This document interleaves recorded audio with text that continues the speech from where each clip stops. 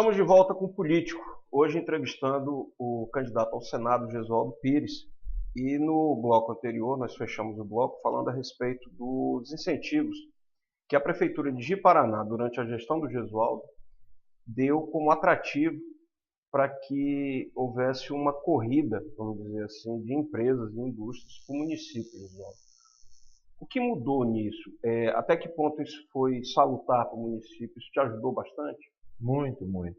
A primeira atitude que nós tivemos foi exatamente facilitar os negócios dentro do município de Paraná. Por exemplo, uma licença de obras hoje de Paraná, se tudo estiver correto, o projeto estiver certinho, a documentação simples que nós exigimos, em 5, 6 dias você já tem ele em mãos.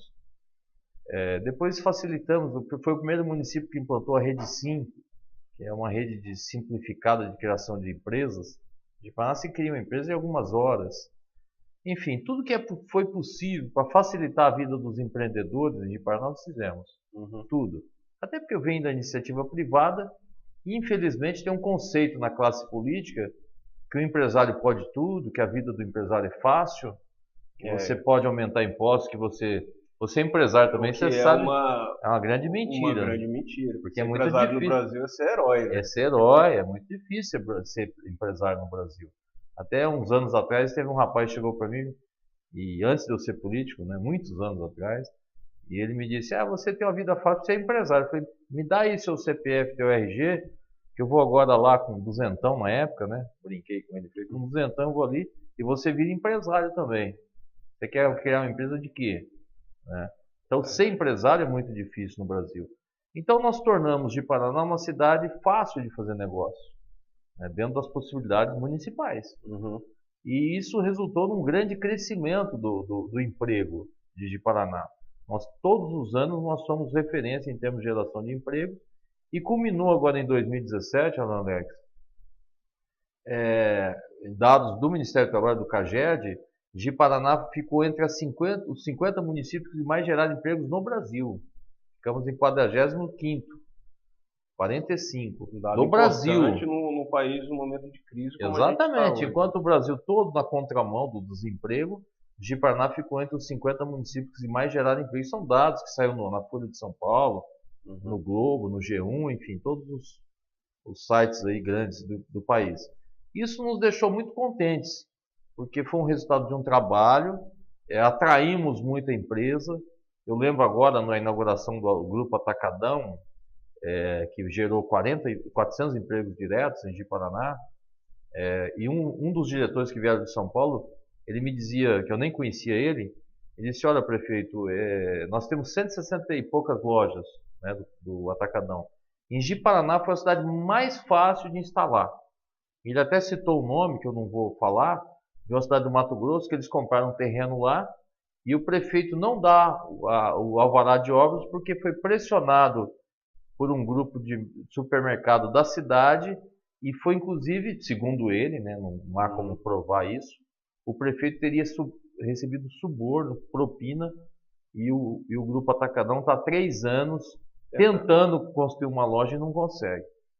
Então a gente criou realmente um ambiente muito bom de negócio. Pra você ter uma ideia, agora em março, foi um dos últimos dados que eu acessei antes de sair da prefeitura. Você vê como está difícil a geração de empregos e como o Ji-Paraná se destaca. Pode postar também, Ministério do Trabalho, CAGED. Em Rondônia foram criadas 372 novas vagas de emprego em março, agora de 2018. Dessas 372 vagas, 242 ou 244 foram geradas em Ji-Paraná. Ou seja, 70% dos empregos novos gerados em Rondônia em março de 2018 foram para Ji-Paraná. E vale lembrar que são empregos formais, né? Empregos carteira assinada, com certeza. Ali no CAGED só empregos formais, com carteira assinada, com registro, tudo certinho. Ali não se considera... Se isso fosse aplicado à Rondônia, funcionaria? Você hoje está no grupo do senador Assi, que é do PDT, que é candidato ao Senado, que é candidato ao governo e que é um empresário também. Sim.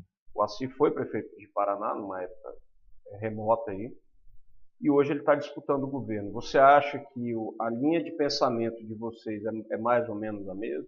É mais ou menos a mesma. Eu conheço o Assi há muitos anos, desde que cheguei em Paraná, eu conheço o Assir, e ele é uma pessoa extremamente, tem uma capacidade de gestão muito grande. Eu tenho dito, inclusive, que com certeza se Assir for eleito governador, disparadamente vai ser o melhor governador de todos os tempos do estado. Exatamente por esse poder de gestão, de comando que ele tem e ideias inovadoras que ele tem. Isso aplica em todas as empresas que ele tem, em todos os negócios que ele tem. E essa visão também das dificuldades que o empresário tem. Não é fácil, como você disse anteriormente, o custo do Brasil, esse cipoal de regras, de regulamentações, enfim. Hoje eu vejo e brinco às vezes, é um certo exagero, mas eu vejo empresas com mais contadores e advogados que empregados da atividade fim. Uma empresa hoje é impressionante. Todo dia uma norma diferente do Ministério do Trabalho, é Ministério da Saúde, é norma não sei de quê, é licença disso, é licença daquilo. E Gesualdo, senador, vai fazer o que para mudar isso? Eu quero, principalmente nessa área, eu quero desburocratizar o país. Eu acho que nós temos que imediatamente reduzir o custo do Brasil. Hoje é proibitivo produzir no Brasil. Eu fico muito triste, Alan, eu sou do interior do estado de São Paulo, e quando eu era menino, a gente se referia, porque a gente era muito próximo ali do Paraguai, a gente se referia ao Paraguai como fosse um país assim, até de chacota. Hoje o Paraguai está sendo um país que está dando um exemplo para o Brasil, está crescendo e está atraindo centenas de empreendedores brasileiros para o Paraguai. Aliás, todos os países da América Latina, à exceção da Venezuela e nós, estamos nessa condição. Exato, a Colômbia está crescendo, o Peru está crescendo, o Uruguai está crescendo, a própria Argentina está crescendo. E o Paraguai, com exemplo sintomático para nós brasileiros, sempre consideramos até de uma forma errônea, como se fosse um país menor ou pior do que o nosso, hoje está dando um exemplo de empreendedorismo. Eu vejo empresários hoje brasileiros, tenho lido muito sobre isso, que estão mudando para o Paraguai. Eu vou fazer a minha indústria no Paraguai, eu vou fazer a minha empresa no Paraguai. Então isso é muito triste. Por quê? Porque hoje o Brasil perdeu a capacidade de investimento. Foi um país que cresceu muito em 50 anos, de 1930 até 1980. Foi o país que mais cresceu no mundo nessas 5 décadas.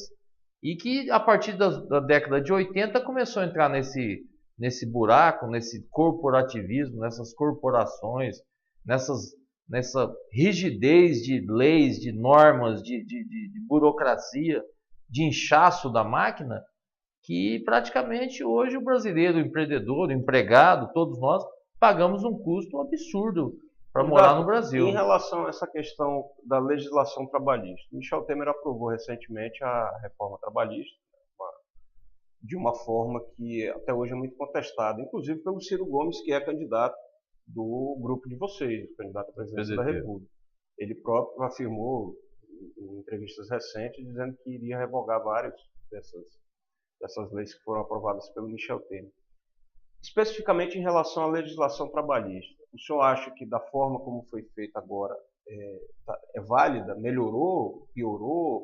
O senhor tem alguma proposta que possa ser apresentada no Congresso que seja diferente disso que a gente tem hoje? Não, melhorou sim, Fábio. Eu tenho que reconhecer que é evidente que pode haver alguns aperfeiçoamentos pontuais, mas o empregado brasileiro ele tem que entender que quanto menos regulamentação da relação trabalhista entre empregado e empregador, melhor será para ele.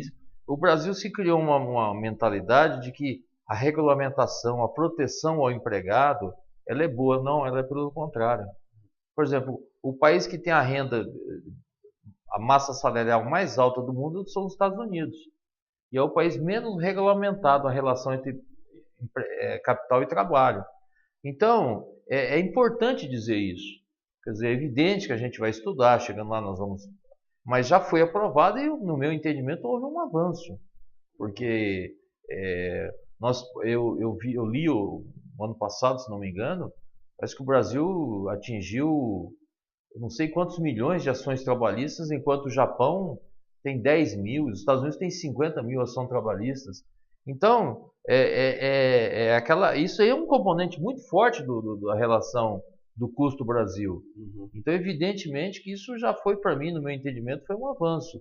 Evidente que a gente tem que pensar, tem que verificar com mais esmero, mas eu acho que essa reforma foi importante, sim, principalmente para o empregado. Pode parecer num primeiro momento que vai ser ruim, algumas pessoas contestam, até dentro do meu partido mesmo, que é um partido de centro-esquerda, que defende uma ideologia mais de proteção. Nós vamos perceber que com a relação mais livre entre empregador e empregado, o grande beneficiado vai ser o empregado. Porque essa carga tributária que é sugada das empresas, elas não vão para o empregado. Uhum. Então, o empregador tendo mais condição de ganhar mais, ele vai remunerar melhor o empregado, porque é lei natural do mercado. Quer dizer, quanto mais a demanda por serviço, quanto mais demanda por trabalho, evidente que o empregado vai ser mais bem remunerado. Se não fosse assim, outro dia eu vi um artigo e o cara até de forma irônica ele dizia dos Estados Unidos, por que as pessoas querem entrar nos Estados Unidos? Porque nós brasileiros, os mexicanos, enfim, todos os países aí da América Central e do Sul querem entrar.